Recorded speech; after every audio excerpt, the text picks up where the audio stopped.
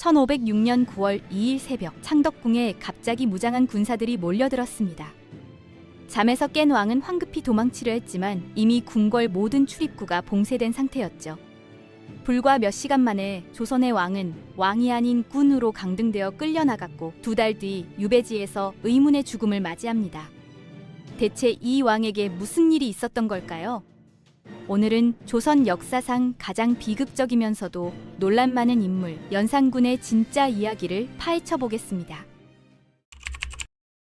많은 분들이 연산군 하면 폭군, 잔혹한 왕이라는 이미지를 먼저 떠올리실 겁니다. 그런데 이 사람이 처음부터 그랬을까요? 실제로 연산군은 1494년 즉위 초기만 해도 완전히 다른 모습이었거든요. 왜구들이 남해안을 습격하자 직접 수군을 증강하고 해안 방어 체계를 정비했습니다. 백성들을 위한 구호 창고도 여러 개 만들었죠. 사창이나 상평창, 진제창 같은 시설들을 전국에 설치해서 흉년이 들면 곡식을 빌려주고 물가가 오르면 조절하는 시스템을 구축했습니다. 학문 진흥에도 관심이 많아서 사가 독서 제도를 다시 시작했는데 이건 젊은 관리들에게 휴가를 주면서 독서와 연구에 전념하게 하는 제도거든요. 지리지랑 실록 편찬 사업도 적극 추진했고요. 이렇게 보면 꽤 괜찮은 왕 같지 않나요? 실제로 즉위 초반 4년 정도는 신하들 사이에서도 성종 때보다 정치가 안정적이다 라는 평가가 나올 정도였습니다. 그런데 1498년 모든 게 뒤집히는 사건이 터집니다. 바로 무오사화라는 대규모 숙청이 벌어진 겁니다.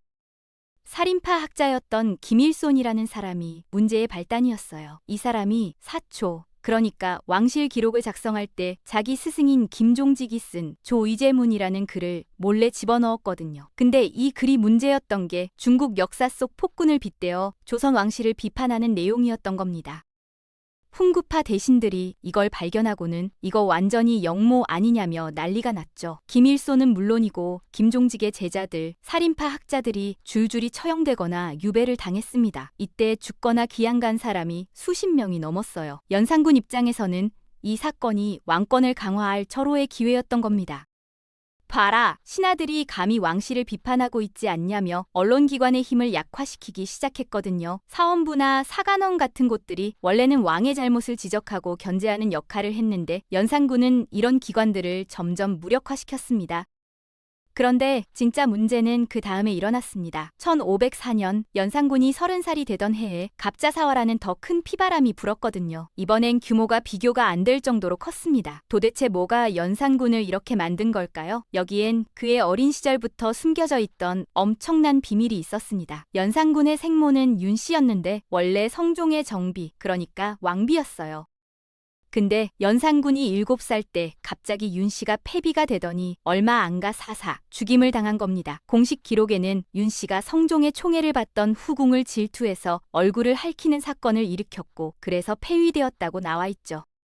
어린 연산군은 엄마가 어떻게 죽었는지 전혀 모르고 자랐습니다. 아무도 진실을 말해주지 않았거든요. 그러다 즉위한 지 10년이 지나서야 우연히 한 궁녀로부터 사실을 알게 됩니다. 자기 어머니가 억울하게 죽임을 당했다는 걸, 그것도 당시 권력자들의 정치적 판단에 의해서 제거되었다는 사실을 알게 된 거예요.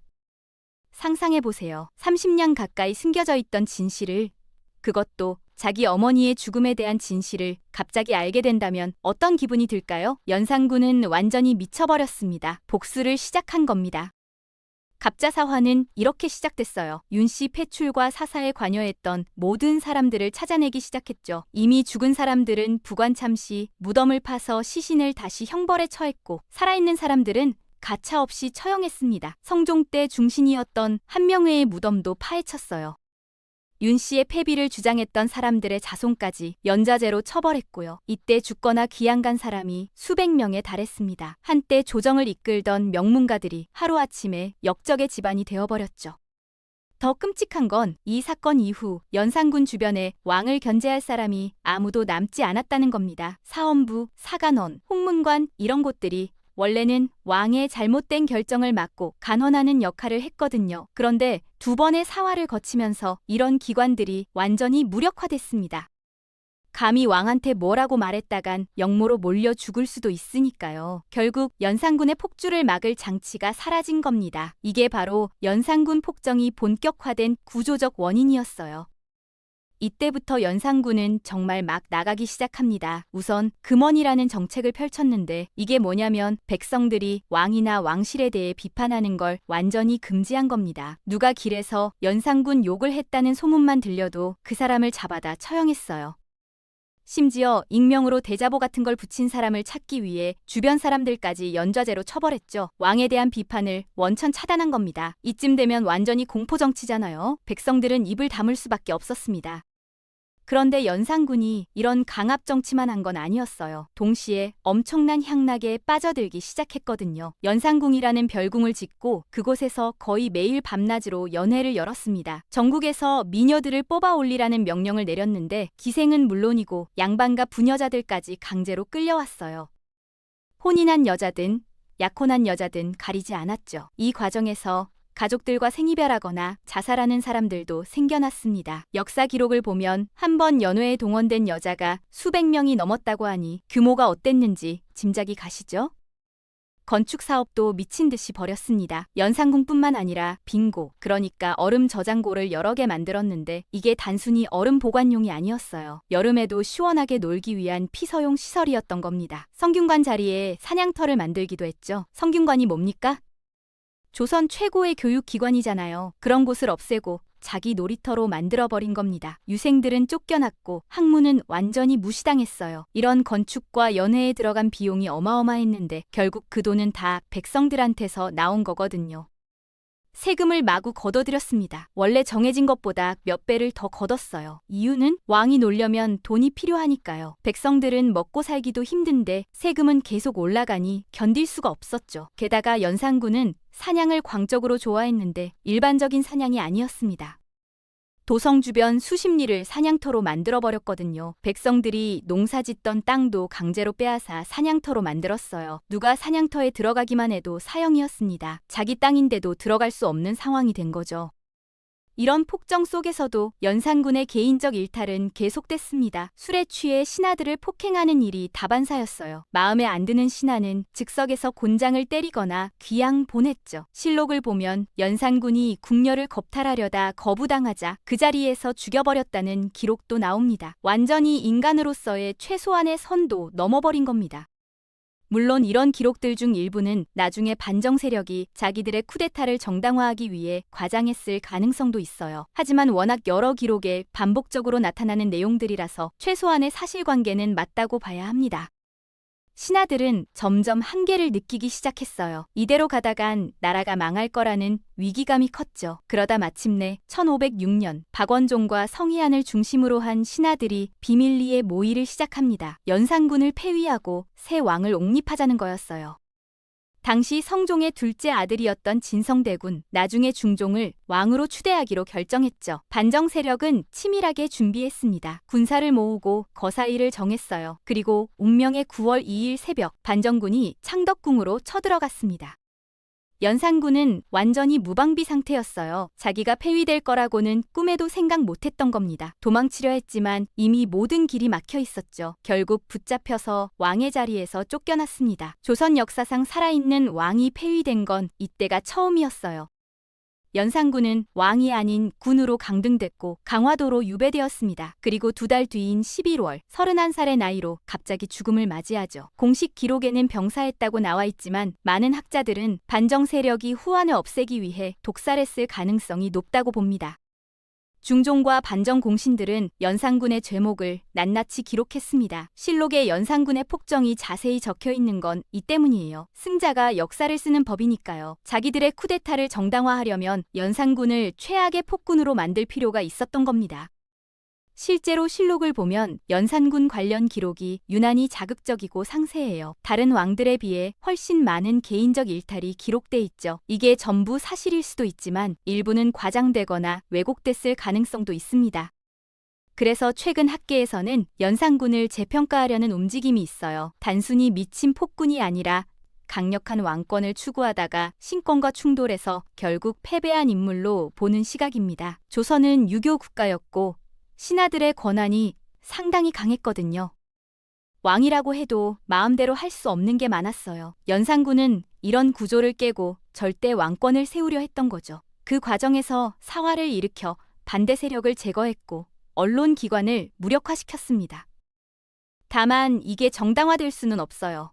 방법이 너무 잔혹했고 피해가 엄청났으니까요. 수백 명이 죽고 수천 명이 고통받았습니다.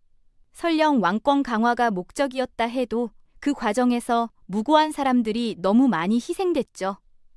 게다가 향락에 빠져 국가 재정을 탕진하고 백성들을 괴롭힌 건 어떤 변명으로도 정당화할 수 없는 폭정입니다. 그래서 요즘은 실제 폭정도 있었지만 반정 세력이 일부 과장해서 악마화시켰다는 복합적 시각으로 보는 게 일반적이에요. 연산군의 비극은 여러 측면에서 볼 수 있습니다. 우선 어린 시절 어머니를 잃은 상처가 있었죠. 그것도 정치적 이유로 억울하게 죽임을 당한 어머니였으니까요.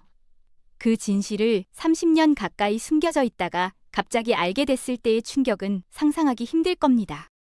이게 연산군을 복수의 화신으로 만든 결정적 계기였어요. 만약 성종이 어릴 때부터 진실을 말해줬다면, 아니면 다른 방식으로 윤씨 문제를 처리했다면 역사가 달라졌을 수도 있습니다. 또 조선의 정치 구조도 한몫했어요. 왕과 신하 사이의 권력 균형이 무너지면 어떤 일이 벌어지는지 보여주는 사례죠. 연산군은 너무 강한 왕권을 원했고 신하들은 그걸 견제하려 했습니다. 결국 양쪽 다 극단으로 치달았고 그 과정에서 수많은 사람들이 희생됐어요. 사화라는 비극이 반복된 것도 이런 구조적 문제 때문이었죠. 연산군 이후에도 중종, 명종 때 기묘사화와 을사사화가 일어났으니까요. 연산군의 또 다른 문제는 자기 통제력 상실이었습니다. 권력을 쥐고 나서 아무도 제어하지 못하게 되자 개인적 욕망을 전혀 억제하지 못했어요. 술, 여자, 사냥에 빠져들었고 국정은 뒷전이 됐죠. 이건 단순히 개인의 성격 문제만은 아니었습니다. 주변에 올바른 조언을 해줄 사람이 없었던 거예요. 사화로 다 제거해버렸으니까요. 결국 자기가 파놓은 함정에 자기가 빠진 셈입니다. 그렇다면 연산군은 정말 조선 최악의 왕이었을까요? 객관적으로 보면 폭정을 한 건 사실입니다. 무고한 사람들을 죽였고 백성들을 고통스럽게 만들었으며 국가를 위기로 몰고 갔죠. 이런 면에서는 명백히 실패한 왕이에요. 하지만 동시에 그를 그렇게 만든 여러 요인들도 있었습니다. 어머니의 억울한 죽음, 조선의 정치 구조, 주변 세력들의 권력 다툼 같은 것들이죠. 이런 걸 고려하면 단순히 미친 폭군으로만 볼 수는 없는 겁니다. 역사적 인물을 평가할 때는 항상 다각도로 봐야 합니다. 승자의 기록만 믿으면 안 되고 그렇다고 무조건 재평가해서 미화하는 것도 위험하죠. 연산군의 경우 실제 폭정이 있었지만 일부 과장도 있었다. 이 정도로 이해하는 게 가장 합리적입니다. 중요한 건 그 시대를 살았던 사람들이 정말 고통받았다는 사실이에요. 왕의 잘못된 결정 하나가 수많은 사람들의 인생을 파괴할 수 있다는 교훈을 연산군의 이야기는 보여줍니다. 오늘날 우리가 연산군에게서 배울 수 있는 건 뭘까요? 첫째는 권력의 견제와 균형이 얼마나 중요한지입니다. 아무리 훌륭한 사람이라도 절대 권력을 쥐면 타락할 수 있거든요. 연산군도 초기에는 나쁘지 않았어요.